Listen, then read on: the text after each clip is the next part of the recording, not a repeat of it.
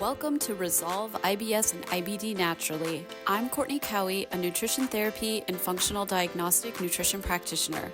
If you are struggling with the symptoms of IBS or IBD and want to get to the root cause of your symptoms so you can take back your health through a whole person approach, this podcast is for you.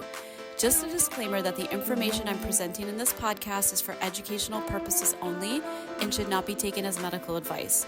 You should always consult a qualified practitioner before making any changes to your health or medical regimen. That being said, let's get on with the show. All right, Leigh Brandon, welcome to the podcast. I want to start by having you talk a little bit about your history, your story, your background, how you got into the holistic health space. And then we're going to dive into a really important topic that you're going to tell us all about today. Sure. Well, first of all, thanks for having me on, Courtney. It's great to be on your show.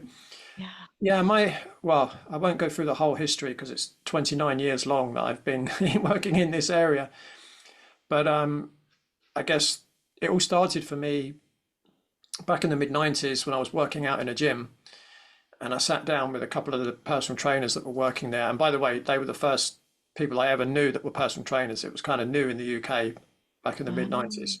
Okay. And we were sitting down and having dinner, and we were chatting, and both of these guys went to Loughborough University in England, which is the top sports science university in England. And they both got first class master's degrees in sports science. And so we're talking, and they stopped and they put their knife and fork down, and they said, "How do you know all this stuff? Like, we went to Loughborough University. We were there for like 4 or 5 years. How do you know what we know? Like, you work in an office," which I did at the time. And I just said, well, when I do something, I like doing it properly. I like doing it well. So I read a lot. And one of them said, "So why don't you do what we do?" And that was my light bulb moment. And that is when I thought, okay. So then my next question was, okay, so where do I start my education? So they sent me to the American College of Sports Medicine. And then it snowballed. And then, I did personal training for 5 years. And then I studied with the Czech Institute for 5.5 years. And then I got into manual therapy and functional medicine and energy medicine. And, what I've been doing over the last 29 years is just adding more and more tools to my toolbox.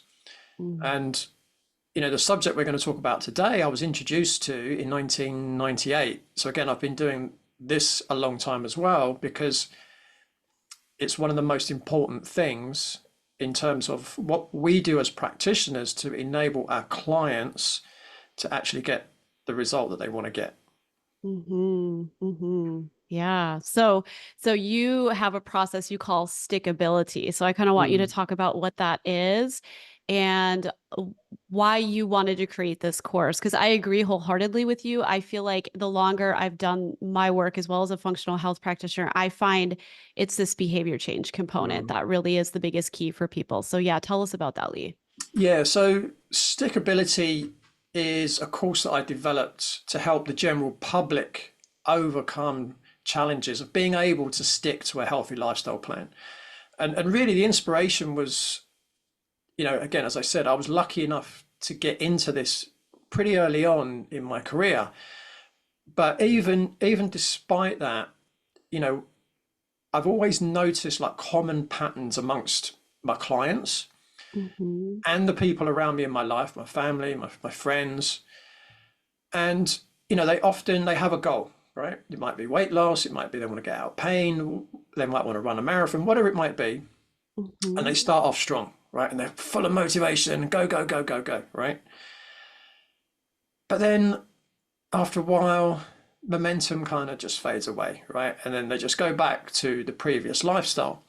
So what I wanted to do, I wanted to take the tools that I use with my clients, because over the years, I'm constantly adding more and more tools. So, if I see a client with a specific problem, I know just the tool for that, right?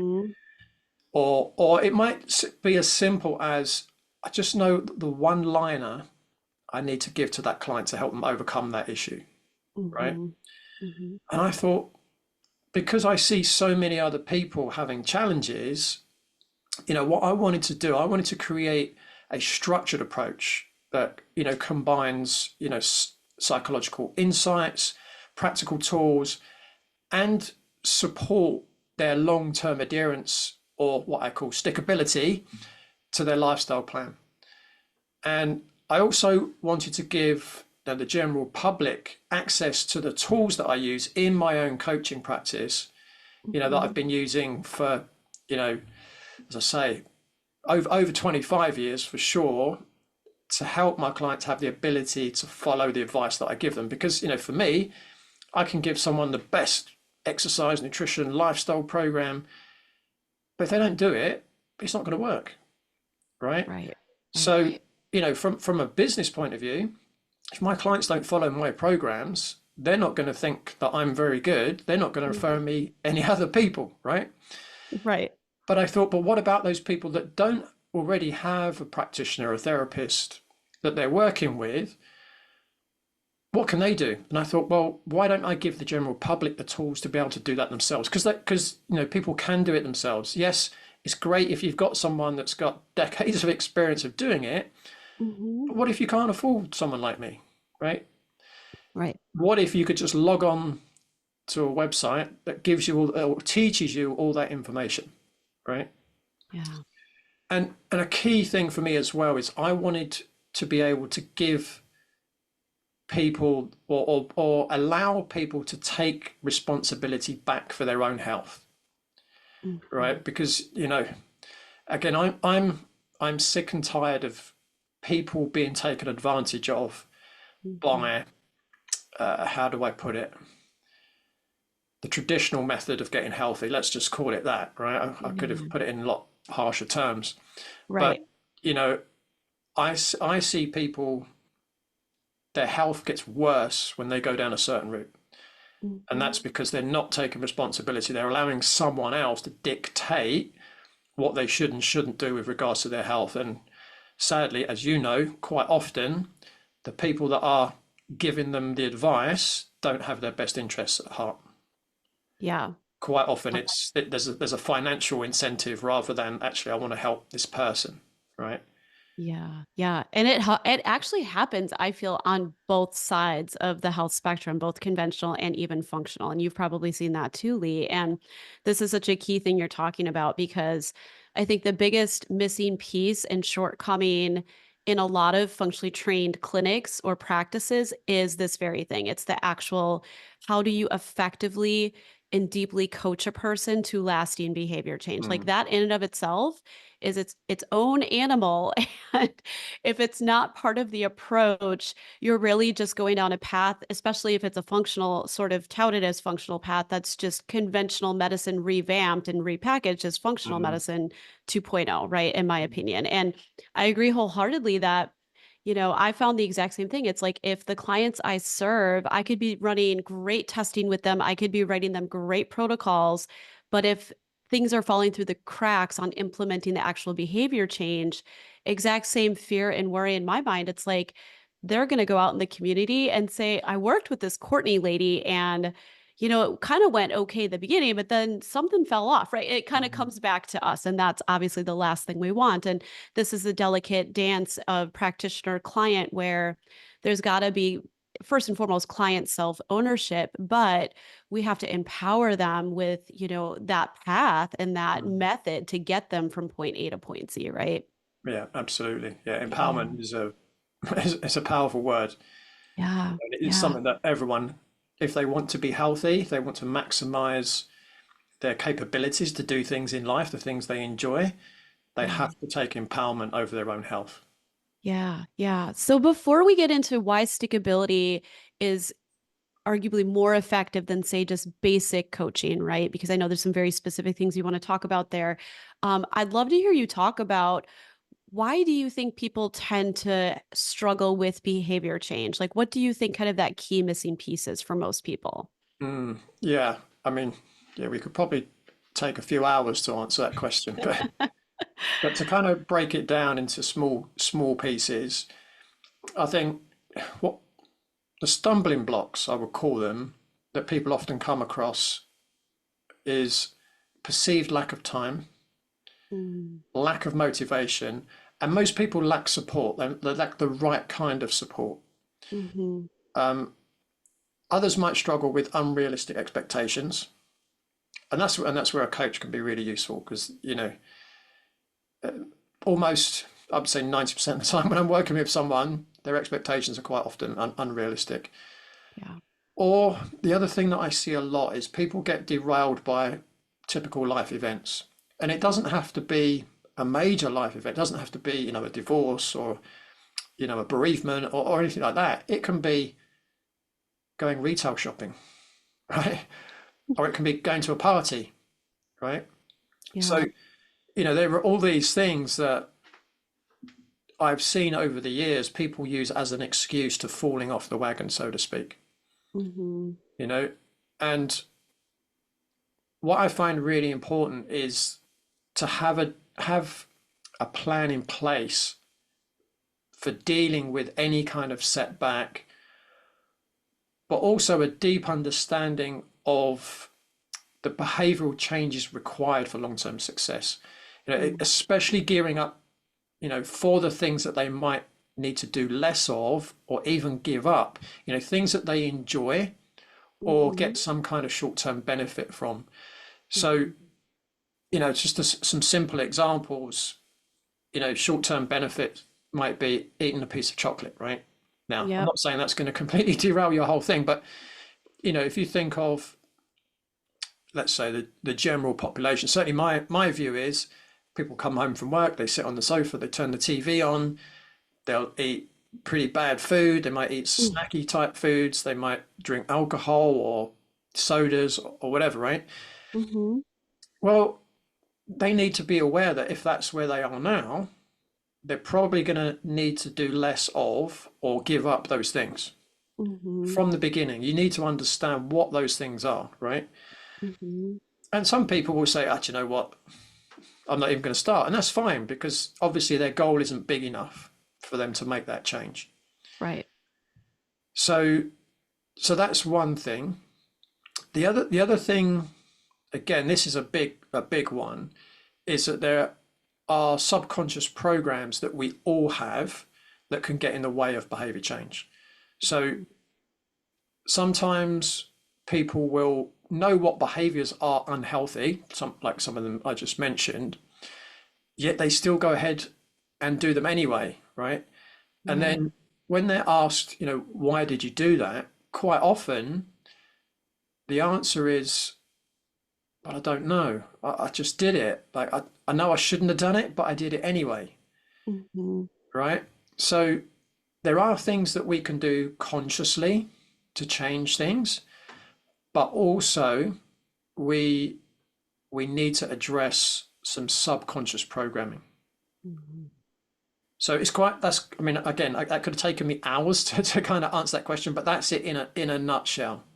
Yeah, it's a deep rabbit hole to go down for surely. And I think I've heard, what is it, up to 90 to 95% of our behavior is driven by the subconscious brain. Like that's how powerful it is, right? Yeah, according to Dr. Bruce Lipton, it's 95 to 99%. Is it really? Yeah, Wow. So that's daunting. I mean, that's yeah, staggering when you hear that percentage. I mean, that really kind of puts in perspective, as much as you might be willing and determined to mind over matter some of this stuff, like you truly do have to have tools that go deeper in the brain and help mm, with that rewiring process, or trying to get in there and figure out what are those programs, and in a sense deprogram or reprogram yourself, right? yeah, yeah, Yeah. for sure. Yeah. Yeah. So let's talk a little bit about the process of stickability, and if you can kind of highlight some of the unique aspects that make it very effective, especially compared to other Mm. processes you've seen out there. Yeah, so as I alluded to at the beginning, it's really a combination of all the tools I've kind of gathered for my own practitioner toolbox over the years. Yeah. And I would say that I use a combination of behavioral psychology, practical coaching techniques, but also personalized strategies which address the root causes of why people fall off tracks, like some of them that I've mentioned already, but especially elements of the subconscious mind. And I also provide tools in the program, simple tools like weekly reviews. And again, we can maybe get into that in more detail, Yeah. but also the setting of core values. I mean, I've found that so valuable to Hmm. help people make the right decision, because once someone sets their own core values, which are, need to be aligned to the ultimate goal anyway. All I need to do is to say to someone, okay, so is that in alignment with your values? And they say, oh yeah, it's not, is it? And it just helps people just go back on track. And it sounds so simple. It almost sounds too good to be true, but it works. Yeah. And through using those kind of techniques, it really helps develop resilience and adaptability. Because that's another thing. When people come up against an obstacle, it's quite easy to just go, oh, it doesn't work. I'm not. Oh, it's too much hard work, or they just catastrophize, right? Yeah. Yeah. But one of the things that I tell my clients, I've got so many cheesy one-liners, but they're really powerful. And I often say to my clients right at the beginning, look, this isn't going to be a straight road to the finish line. It's going to be a road full of bumps in the road. So be ready for them, right? And when you hit a bump, I'm going to remind you of what I've just said to you. Right. Right. Yes. Because so many people they hit that, oh God, I went out and I got really drunk and I didn't really want to do that, but I did it anyway. So okay, that's happened now. Remember I said there's going to be bumps in the road. And then in those kind of situations, there's a very simple thing. Now I've got another cheesy one-liner for you coming up. There's no such thing as failure, only feedback. I love that. Right? Yeah. So when something like that happens, it's just an opportunity to learn for next time. So I might say to a client, right, okay, so next time you're going to a party, remember what happened last time? You got really drunk. That's not really what you wanted to happen, and you regretted it afterwards. And it might be that they had, an exacerbation of whatever symptoms they had before, maybe. Okay, that's feedback, right? Or they just felt terrible the next day. That's also feedback. It's telling you what you did wasn't really good for you. Yeah. And then it's okay. So let's plan. So when you're in that situation next time, how are you going to stay in alignment with your goals? How are you going to stay in alignment with your values? Right? But then if you hadn't set your values in the first place, that's probably why that kind of thing happened anyway, right? So a lot of this, if you preload it from the front, even before you start to make the changes, the falling off the wagon happens a lot less. Yeah. So the more experience as I get as a practitioner, the more I front load all these things into someone's program. Yeah. That's what makes it like so much more seamless, I think, the longer you do it, right? And I love that. I think that's so key, Leigh. I think a lot of people could start off and they're thinking this is going to be just kind of this linear like progression upward of like they start down here with their health and it's just going to like get better and better and better, and it just doesn't work like that. And I think it's kind of like if you can expect to quote unquote fail as you go through this process, that's normal. It builds in that sort of perspective where it's like, oh, okay, this is not a big deal, it's not the end of the world, I can get back on the wagon. And I was just going to mention, as you were saying all that, I think one of the most important things coaching does, whether you're working with a coach to help you or you're going through a self-coaching process like what you've created, is that it begins to develop more and more self-awareness, right? And I know that as I've gotten trained as a coach, I've started to get into a daily habit of asking myself at the end of the day, what went well, what did not go well, and what would I do differently, right? And this is kind of that process you said of there's no failure, there's only feedback. So we have to be able to look at what we've done and evaluate that and then make conscious decisions differently going forward, right? Yeah, I mean that's spot on. I mean, when I work with clients, I see them every week. Yeah. And what I've done with Stickability is for people to do that themselves. So rather than me coaching someone, they're going to coach themselves through the process, which is what you just described. Yep. And there's 3 questions that I get people to ask themselves. Over the last 7 days, what did I do well?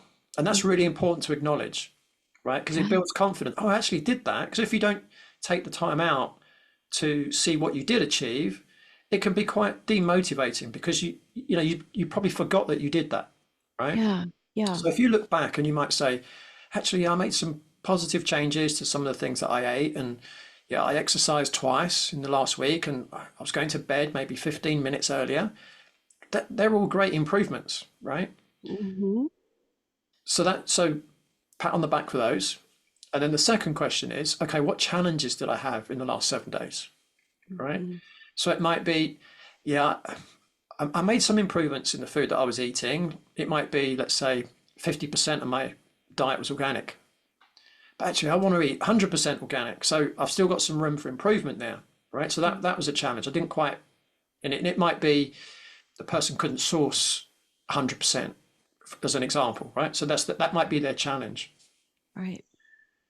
And then the third question is, how do I overcome that, or how do I stay on track, right? So it might be, well, if I was failing to source organic, the challenge is to find out where you can source more organic food, right? Hmm. It's quite simple, right? And it's really important to have that belief that you can find the solution, Yes. right? Not just giving, oh, I don't know, right? Because you don't Right. know, otherwise you would have already done it. But the next question is, okay, so how do I find out, Right. right? And do some research, maybe ask some people. I mean, the internet now, you can find almost anything, right? Yeah. So, and if it was, okay, so I exercised twice in the last week, but I actually wanted to exercise 3 times, how are you going to make that extra session in the week? And it might be a case of, it might be someone, they've got two young kids, and they take a lot of looking after, and as an example, one of my clients, and I was going through this process with a client, and I said to Yeah. him, how are you going to get that extra session in? He's, oh, I really don't know. Like, we're both really busy. And he come up with it. I didn't come up with it. And because I always try to allow my clients to come up with the idea, because they're far more likely to do it. Right. And another thing that I've learned over the years is that when you tell someone what to do, it builds resistance to change. 100%. When someone comes up with it themselves, they're far more likely to do it. So what my client said to me was, he said, well, the reason I'm struggling is because I always take the kids to school when my wife goes off to work.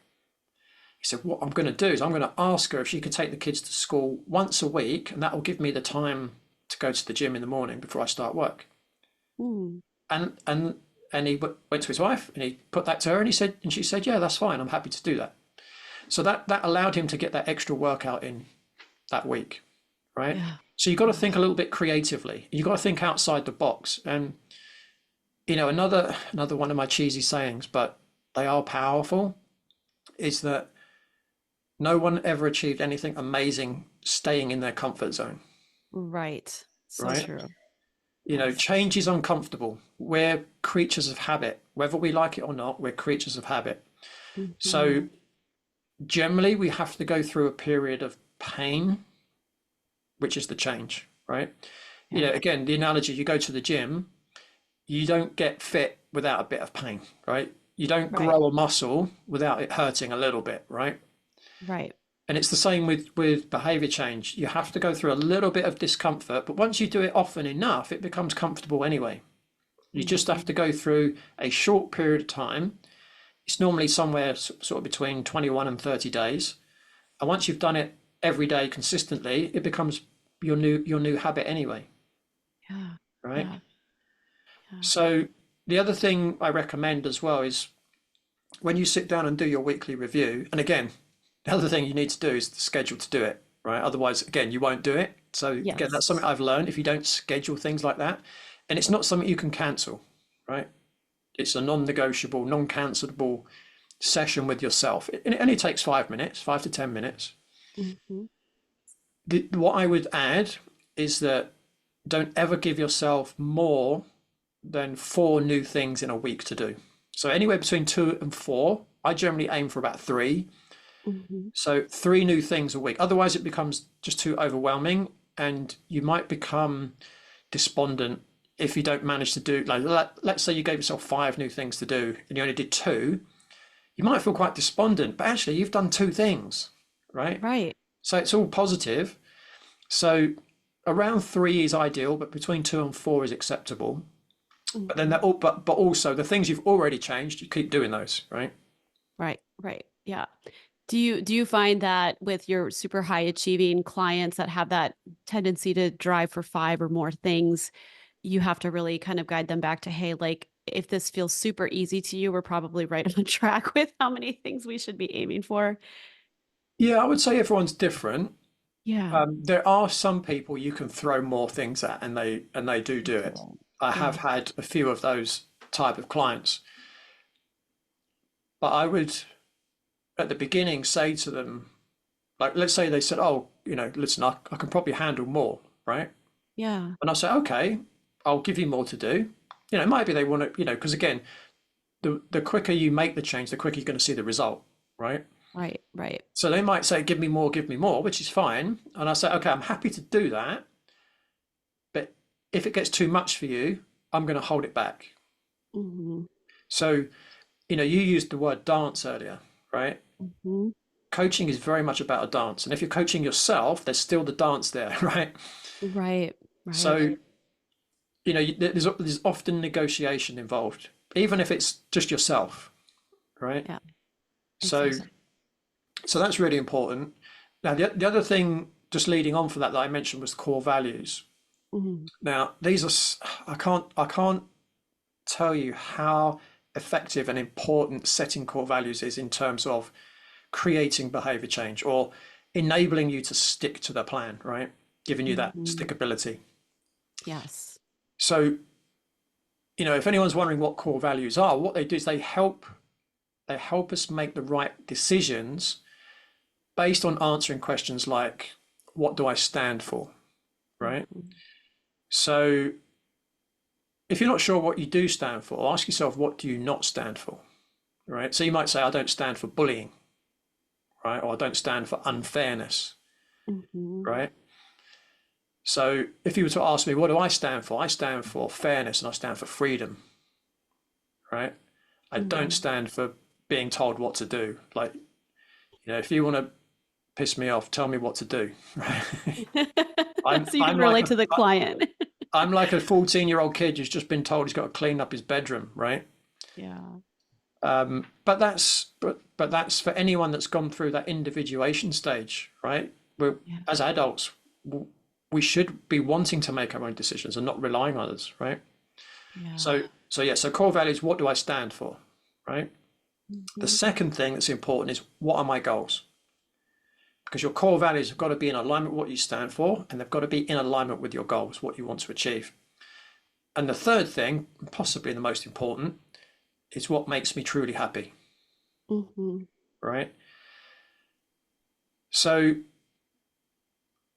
you know, again, there is a process in Stickability where I get you to go through specific types of core values. And again, there's more that you can set than I've put in the course, but what I get you to do, and this comes from the teachings of Paul Chek, but setting core values around happiness, what makes you happy, Mm-hmm. around diet, so diet and hydration, Mm-hmm. movement or exercise, Mm-hmm. and rest, right? Because they're all fundamental to our health.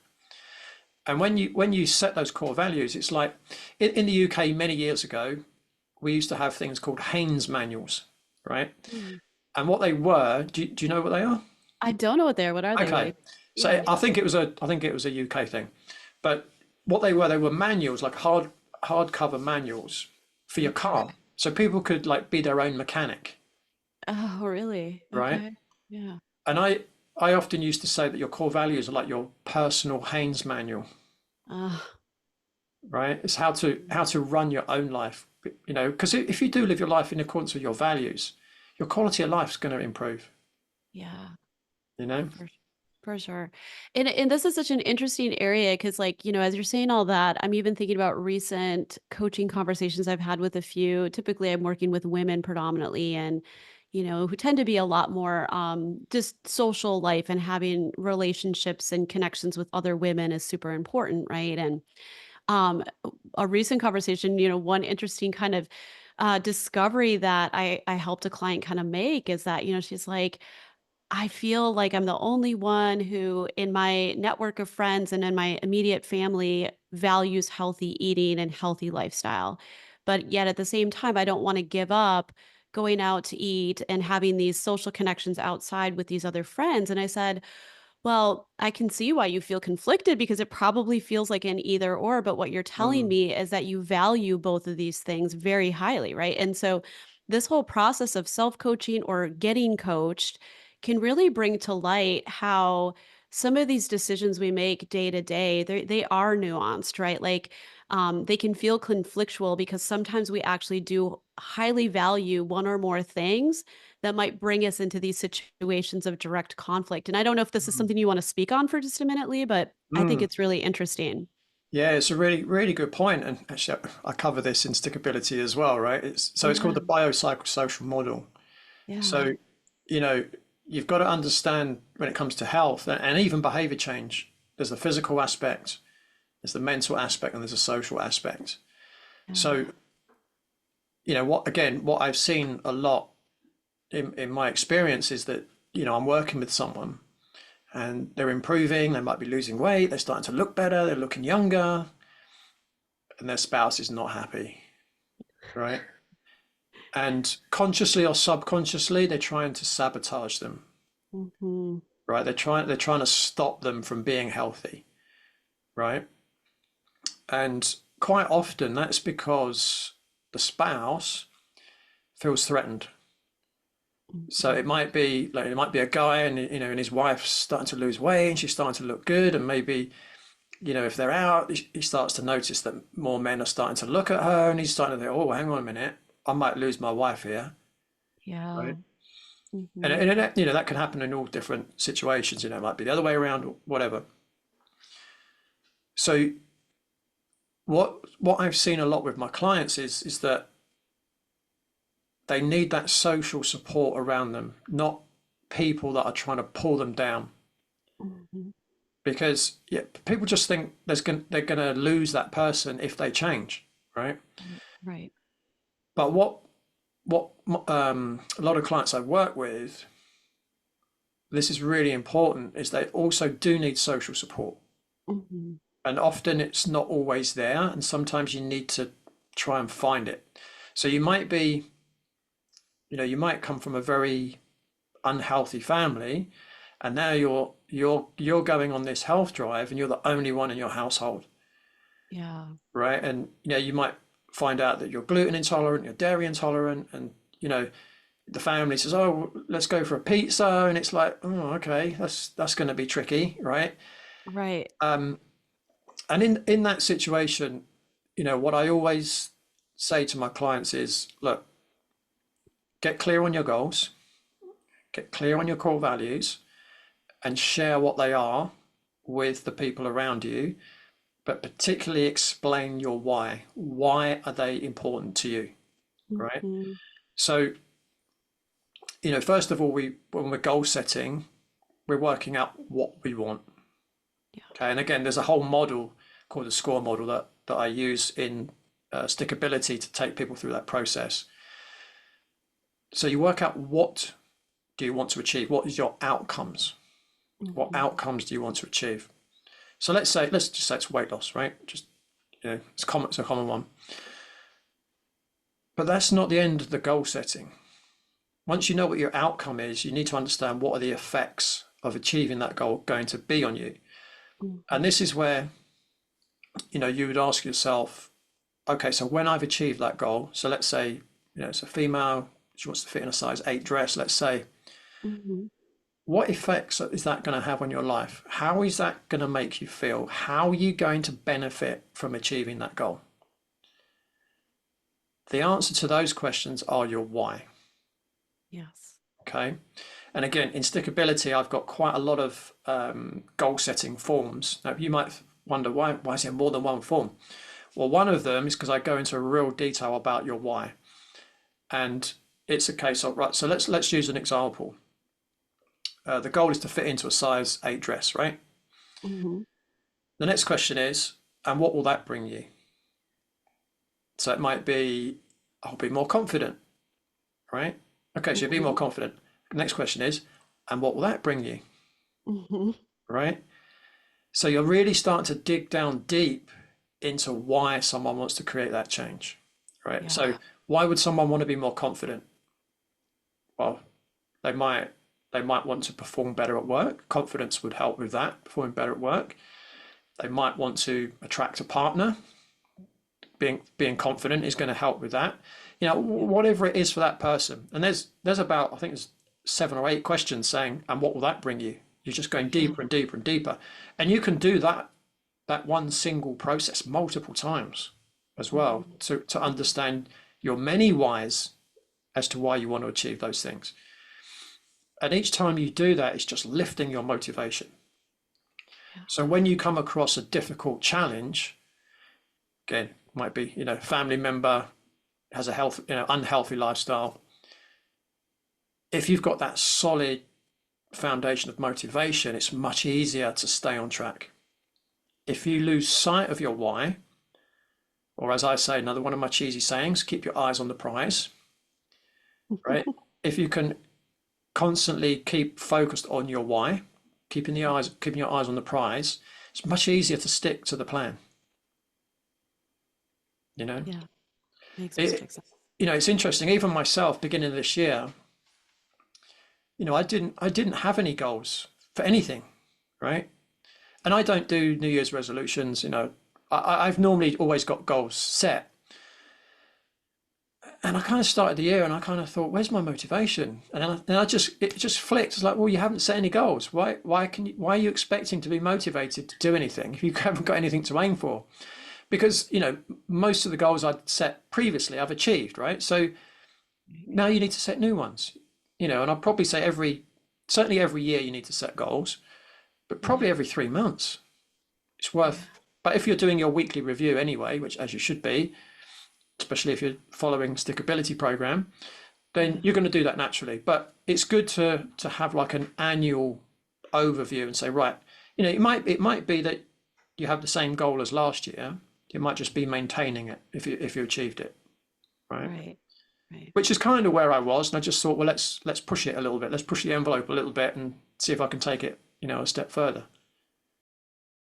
Are you struggling with chronic diarrhea or constipation and have been told by your doctor that there's either nothing wrong or that you're going to need to take a med for the rest of your life to control symptoms? What if there was another way, a way that empowered you to take back your health through a smart nutritional strategy and through running the right testing to identify true root causes?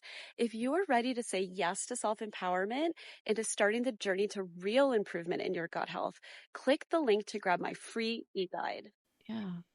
Well, it's an interesting thing you bring up, Leigh, because I've heard it said by more than one person that like as humans, we're wired to continuously expand, right? Like if we get stagnant in our course of life, like it's almost like, I don't know, all of the good juju that makes us who we are, that gives us kind of that light energy in the world doesn't shine quite as brightly. And something you said earlier in this conversation that I just kind of wanted to touch back on because we're kind of on this topic again is that I've also been coached by some really great coaches, both life and health. And Mm, some of the life coaches I've worked with have said, like, if your compelling deeper why or your reason for why you're setting this goal doesn't make you slightly afraid and like, oh gosh, this feels untenable. This feels like I don't know if I can do it. The goal is not big enough, right?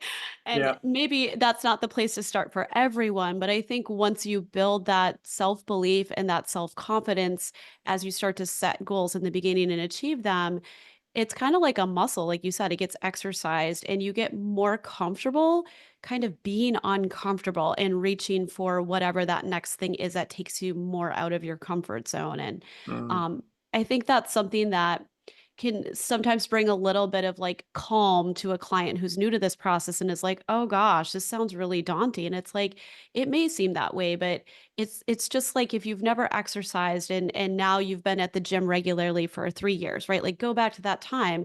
It probably seemed really intimidating to start, mm, but everyone has to start somewhere. And you mm. start with what's doable and then you increase that capacity with time, right? Yeah, yeah, absolutely. I had a business coach that used to say, um, if your goal doesn't scare you, it's not big enough, That's it. Yep. right? But there's a psychologist called Jerry Wesh, and he said, if you have a big enough dream, you don't need a crisis, Oh, that's so interesting. Yeah. right? Because if your Yeah. dream's big enough, it's going to motivate you to create that change rather than, you know, go through life bumping into crises after crises. Yeah. If you're 100%. really focused on anything, you're more likely to create it, right? So thoughts are vibrations. Everything in the universe is a vibration.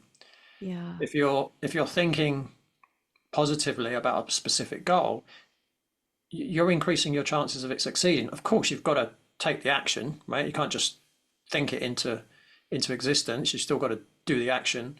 But Right. if you're, I have a daily affirmation that I use for money, right? I love that. For Yeah. generating money, and it's really interesting because when I stop using it, my bank balance goes down, right? And then it gets to a point and I think, oh God, I've stopped doing the affirmation, right? So I generally do it while I'm in bed before I get out in the morning. So I wake up, I do my affirmations before I even open Yeah. my eyes, right? So I'm still in that twilight reverie state, which is a great time to do it. Yeah. And and then I start doing it, and after a few days, people start ringing me up. Oh, I need to see you. Da, da, da. And I know a lot of people might be watching or listening to this thing. Oh, that's crazy. That's crazy nonsense, right? And if you'd had said that to me 25 years ago, I probably would have said that's crazy nonsense too. Mhm. And then I think it was some point in last year. So I mean, I'm in my late 50s, right? So Mhm. I'm at an age where I've kind of felt like I'm Peter Pan all my life, right? Nothing happens to me, but you start getting older, you can't turn the clock back, even though I'm slowing it down pretty well. Yeah. And then I tore a labrum in my shoulder, and I kind of thought, oh, I need to deal with this because I play tennis now. I couldn't play last year because of this injury. So I Okay. started using affirmations for my health, and I'm probably the healthiest and I feel as good as I've felt since I was in my early 30s, Yeah. So we shouldn't dismiss the power of vibration.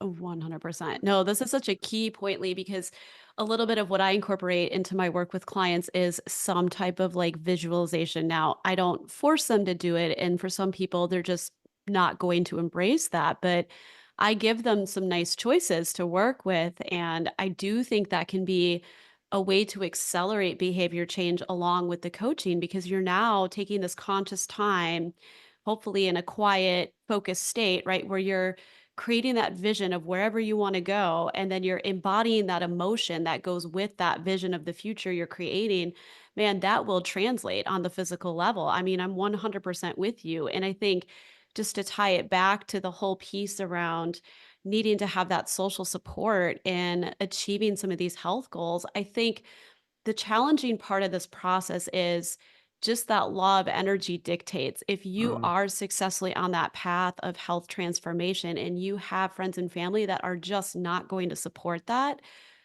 energetically, either they're going to fall away and you're going to attract new people, or you likely aren't going to get to that transformation you're looking for just because of that, like attract like, or, like mm, and not like repel each other type of phenomenon. We see that everywhere in the world, right? Like we tend to attract those people that are on that same vibration that we're at, right? And that can change over time, but mm. um not that you necessarily want to have that conversation right up front, but I think just in terms of talking about just this phenomena of evolution in a person, I've just never seen that not hold true, right? Where we don't see things kind of transform on multiple levels, Mm. energetically, physically, the whole nine. Would you agree with that, Lee? Yeah, for sure. Yeah.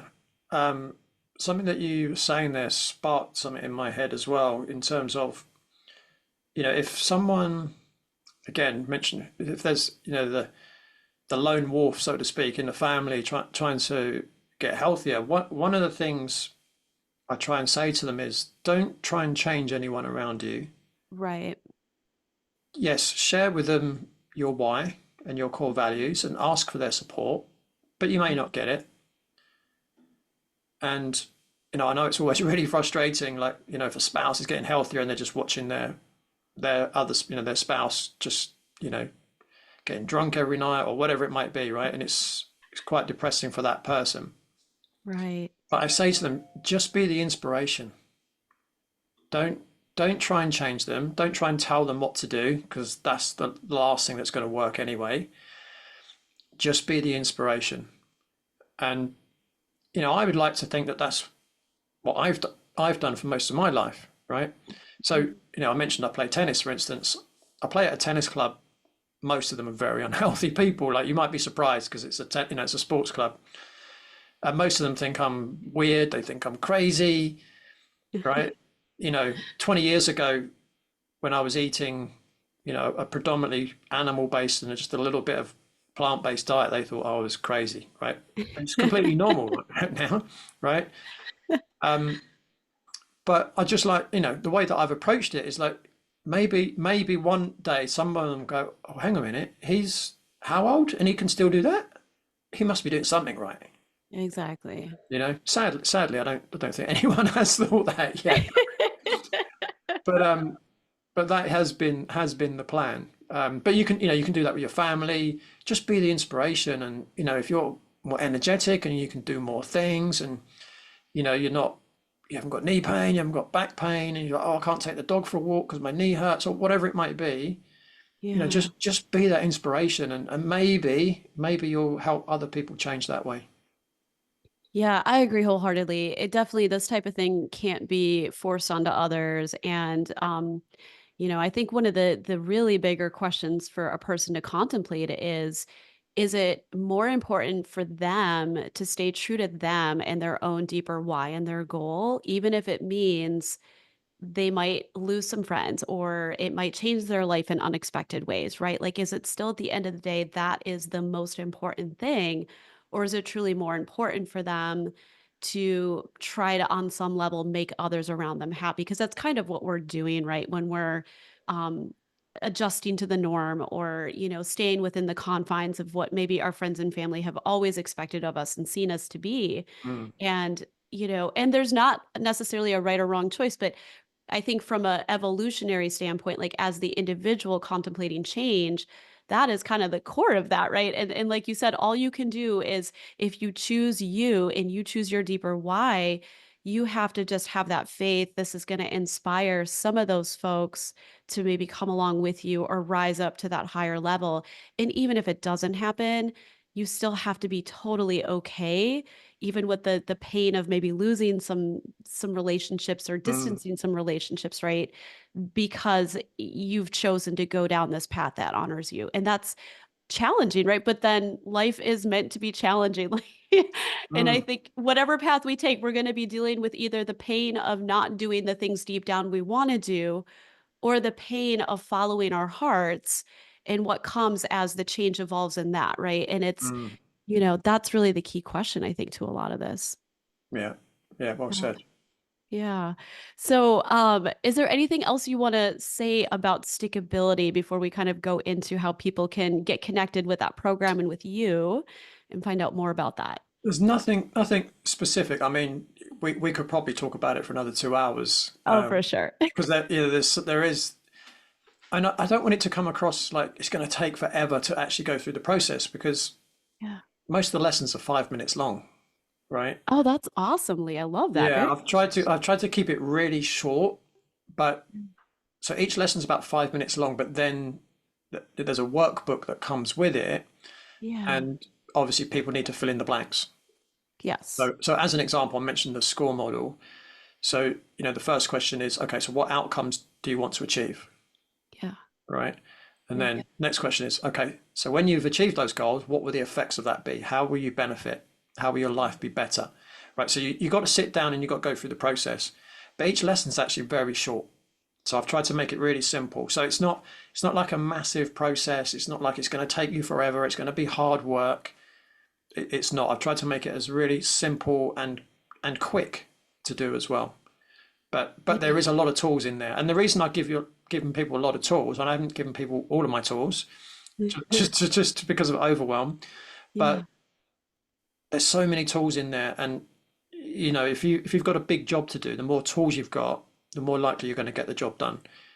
Yeah. If you're a Agree. mechanic and all you've got is a spanner, you're going to struggle, Right. right? But if you've got all the other tools as well, then you're far more likely to get the job done. Yeah, 100%. So is the program or course designed where like every day they're spending maybe like 5 minutes with a video, or is it more like once a week they're watching the video and then doing the little exercises that go with it? Yeah, so the kind of order, if you like. So the first thing I talk about really is how ready are you to change, Yeah. Because Yeah. some people might say, "Oh yeah, I want to achieve this, I want to achieve that," but Yeah. actually, do you really, right? And Yeah. so the first thing with ready, how ready are you? And I call it the ready test, right? Yeah. Is first of all, how motivated are you? Yeah. So again, we're just tipping the toe into the water with motivation when we do the ready test. How Hmm. ready are we? Or sorry, how motivated are we? Again, that comes back to your why. Yes. The next question is, how confident am I that I can actually do the things that I need to do to be Yeah. successful, right? That's Yeah. often a big stumbling block, right? Yes. But Yes. there's tips in there how to increase your confidence. Hmm. And then the third one is your knowledge. How knowledgeable are you of the things that you need to do, Yeah. right?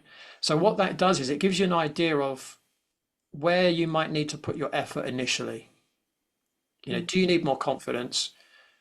Do you need more motivation? Do you need more knowledge? And I get people to rate their motivation, their confidence, and their knowledge. So Hmm. you know where you need to do the work, and I explain to you how to do that, right? Then Hmm. we go on to do what I call the score model. So you work at, your goal setting. Your goal setting, you're looking at where you are now, why you're there, and Yeah. then what resources are you going to need to achieve the goal that you're looking for. Yeah. Then we start looking at, okay, let's do the weekly reviews. Let's Hmm. start doing that. And then after that, we go into more tools. So things like looking at subconscious behaviors, things like survival archetypes, which again, we could probably do a whole episode on that. Yeah. And then looking into biopsychosocial model and all those other tools. And again, there's lots of my one-liners and simple things like understanding that in any situation you've only got three choices: optimal, suboptimal, or to be indifferent. And I've got Yeah. things like a mind flip drill, which again I was taught by Paul Chek, which can be really useful when there's a particular behavior you're not doing, right, and you're Yeah. trying to change that behavior. So there's lots of like little tools in there as well for people to use. Oh, that's awesome. So it sounds like it's a little bit adaptable and flexible depending on which of the three areas, the confidence, the tools or resources for change, and or like, what was the other one? Was it motivation? I think, Lee, that you had said, So right? motivation, confidence, and knowledge. Yeah. So you can kind of direct them after they set the goal to those spaces within stickability to focus on whatever the lowest common denominator is to build that up a little bit, Yeah, right? it's just to be aware of it, Oh, to right? be aware of it. Okay. Yeah, I mean the thing that I see the most is the confidence of, Yeah. okay, I can actually change my diet. I can do the exercise. I can go to bed on time. I can do, stop watching TV. Stop Yeah. scrolling on my phone. Whatever the changes are, because Yeah. again, like we can advise someone to eat a specific diet that's relevant to them, Yeah. but their question will be, yeah, but how do I do that, Right. right? Right. So they might know what to do, but they might not know how to do it. That's where the confidence comes in. Correct. Yeah. Yeah. Um, but yeah, and again in the course I give people resources to find information like that as well. Yeah. That's huge. That's, I think, really great to kind of, I mean, to me, just having a health coaching background, like, I think you've really gone deep. And the subconscious brain part, I think, is also a big piece that regular health coaches likely aren't as deeply trained in. And so to have that ability to go there with those tools and start to work with that piece, I mean, you're filling in a lot of gaps because people could have to go outsource and look for that type of skill set outside of a coaching program. And so Mm. the fact that you've gone there is, I think, really, really huge. So, yeah. Is there anything else you want to mention about stickability, Lee, before we get Yeah, I into mean how just people can? just just on the aspect of subconscious mind. So Yeah. what I go into really is the survival archetypes. And again, Yeah. I'll let people kind of do the program to get more detail, but there are four main survival archetypes according to Caroline Mace. So you got the child, the victim, the saboteur, and the prostitute. Oh, interesting. And then when you go through and you go through the lessons, oh yeah, that's me. Oh yeah, I've got that one as well. Oh, and that's me as well. Oh, I'm that one as well.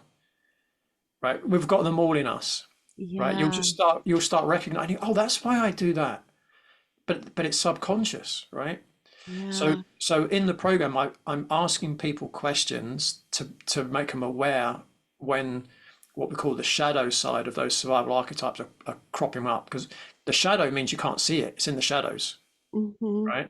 But Mm-hmm. you're making yourself aware of them. And then once you're aware of something, so the first stage of healing is awareness, right? Yes. So Yeah. once you're aware of something, now you can actually do something about it. Because whilst it's subconscious, you don't know it's there. So how can you deal with it? Right. Right. Do you find most people kind of predominate more towards one of those archetypes, or is it more so true that we have them all and we just need to be aware of when they're expressing? Yeah, I would say there's. I mean, you definitely can. You can be more one or another or two than Okay. another two. But yeah, I mean, almost in most situations, you'll see all four quite often.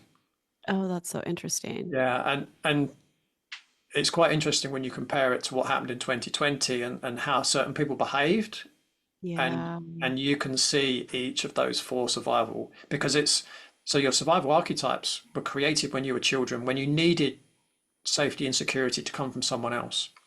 Ah, So you're creating behaviors at that age when your brain is purely subconscious and you're wiring your nervous system, right? yeah. So where Yeah. that 95 to 99% of all our behaviors are subconscious comes from is the first 7 years of life. Yeah. Our brainwave state is just delta and theta, right? Which is a low brainwave state. It's like a meditative state. So what happens is we get into adulthood, Hmm. and those programs are still running, but they're running in the subconscious, so we don't know they're there. So when people sabotage themselves and they're like, I don't know why do I keep eating that cake? I know it's no good for me, right? It's a subconscious program, but it's being done because at some level there's some comfort or security in that. Yeah. It served a purpose. That's kind Mm, of how I understand it, right? Like it yeah, served a purpose of protection or survival. So, yeah. yeah, so fascinating. And then I imagine you kind of give people then tools to work with to basically counter those tendencies once they become aware of them, right? Or resolve the problem essentially. Yes, again, that's in the program. Yeah, Oh, that's so yeah. awesome. And I there are love that. listen, and there are other things people can do. I mean, again, I Yeah. give people more resources if they want to look into archetypes more, and doing techniques where you're activating the subconscious. So things like hypnosis can be really useful in those Yeah. situations as well. So obviously, I can only put so much in the course. So Yeah. it gets to a point where I say, if you want more information, look here as well. Yeah. Exactly. But Exactly. but the other thing is as well, again, I've tried to make the course really affordable to people as well. Like, it's the cheapest program I've ever put together because I just want it to be available to as many people as possible.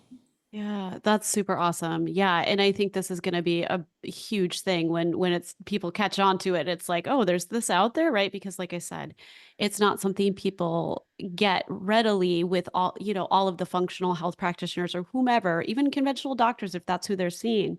This can still be a huge resource as you're going Mm, down that path. mm, So, absolutely. yeah. I've started using Stickability with my own clients. I could see why. Mm, You've got it all built and it just yeah, supplements what you're doing, which is yeah. perfect. Yeah. Well, awesomely. So, tell us how people can find the program and get connected with it, and then any other resources or info you want to share along with that. Sure, sure. Yeah, so if people go to the website, which is www.stickabilitycourse.com, and that's just written as it sounds. And then, yeah, as we've kind of said, it's a comprehensive program, includes video lessons. There's a workbook to go through as well, and it's just really designed to empower people to be able to make that long-term change so they can achieve their health goals. I love it. Perfect. And I'll be sure to include that link in the show notes so people can easily find Thank that. This you. was such an awesome conversation, very much needed. And did you find this episode informative and helpful? I'd love to have you leave me a 5-star rating. Do you have questions about holistic approaches to optimizing gut health that you'd like to ask? Please leave your question or comment below, and I will be sure to address it personally or cover it in a future episode. Be sure to check the show notes for any resources mentioned in today's episode. See you next time.